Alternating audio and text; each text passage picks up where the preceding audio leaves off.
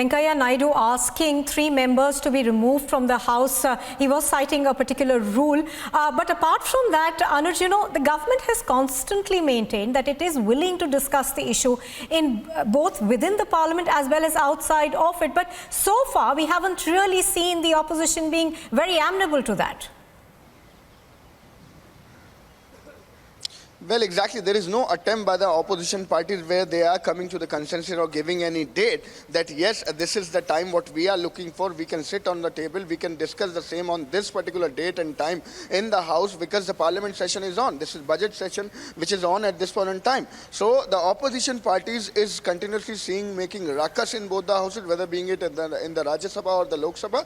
But as the point of and the view of Government of India and the ministers of Government of India is very much clear. They are making it very much clear since from the day one that they are ready to take the discussion can be done, and we have earlier seen how the Home Minister himself had intervened into the things, and we have seen how the Prime Minister himself had made it very much clear that the PMO is just a call away. So the line is very much clear, the things are very much out and clear, but the politicization of the issue could be clearly seen because the opposition parties, when the consensus today has been reached to something that this can be discussed, is still making the ruckus. Absolutely. Yes. Anuj, of course, we'll have to wait and watch for whether that consensus actually plays out. Madhurima also is joining me from UP Gate. Madhurima, I'm just going to come to you in just a bit, but here's a reaction that we got from Sanjay Singh of the Aam Aadmi Party. Remember, Venkaiah Naidu, the chair, the Honorable Chairman of the Rajya Sabha, has asked for 3 AAP leaders to withdraw from the House.